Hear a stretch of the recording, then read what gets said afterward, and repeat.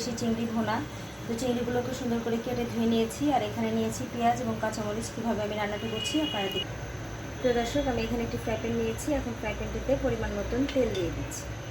তেলটা গরম হয়ে গিয়েছে, এখন দিয়ে দিচ্ছি কাঁচামরিচ এবং পেঁয়াজ।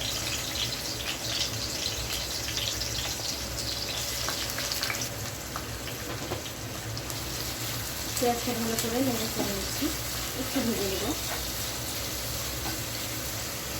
তো দর্শক, পেঁয়াজটা কিছুটা ভাজা হয়েছে, এখন আমি চিংড়ি মাছগুলো দিয়ে দিচ্ছি। চিংড়ি মাছটা স্মেল বের হওয়ার আগ পর্যন্ত ভাজবো, পেঁয়াজের সাথে একসাথে ভেজে নিচ্ছি। তো দর্শক, এখন দিয়ে দিচ্ছি পরিমাণ মতন লবণটা দিয়ে নেড়ে চেড়ে নিচ্ছি। চিংড়ি মাছটা সুন্দর একটা স্মেল বের হয়েছে, এখন আমি মশলা দিয়ে দিচ্ছি জিরা পেঁয়াজ রসুন বাটা 1 চামচ, এগুলো 1 চামচ। মরিচগুলো আপনারা যে কতগুলো খাবেন ঠিক সেই পরিমাণে দেবেন, যেগুলো আধা চামচের চেয়ে একটু কম। মশলা এবং মাছ একসাথে নেড়ে চেড়ে নিচ্ছি।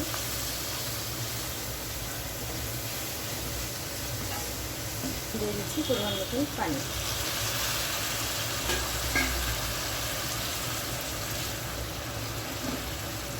খুব অল্প সময়ে এই রান্নাটি করা যায়, বেশি সময়ের দরকার হয় না, 5 থেকে 10 মিনিট সর্বোচ্চ। এর জন্য মাঝারি আছে আমি ঢেকে দিচ্ছি। দর্শক, তুলে নিচ্ছি চিংড়ি মাছ ভুনা। হয়ে গেল গরম গরম চিংড়ি মাছ ভুনা। খুব অল্প সময় লাগে, বাসায় কোনো তরকারি না থাকলে বা কাজের তাড়া থাকলে ঝটপট করে এটা তৈরি করে নিতে পারেন। এখন আমি নামিয়ে নিচ্ছি। তো দর্শক, তৈরি হয়ে গেল গরম গরম চিংড়ি মাছ ভুনা। এভাবে চিংড়ি মাছ রান্না করে গরম ভাতের সাথে খেতে খুবই ভালো লাগে। আপনারা খেয়ে দেখতে পারেন, ইনশাআল্লাহ ভালো লাগবে। ধন্যবাদ সবাইকে আমার ভিডিওটি দেখার জন্য। বেশি বেশি লাইক ও সাবস্ক্রাইব করে আমার সঙ্গে থাকুন। ধন্যবাদ। আসসালামু আলাইকুম।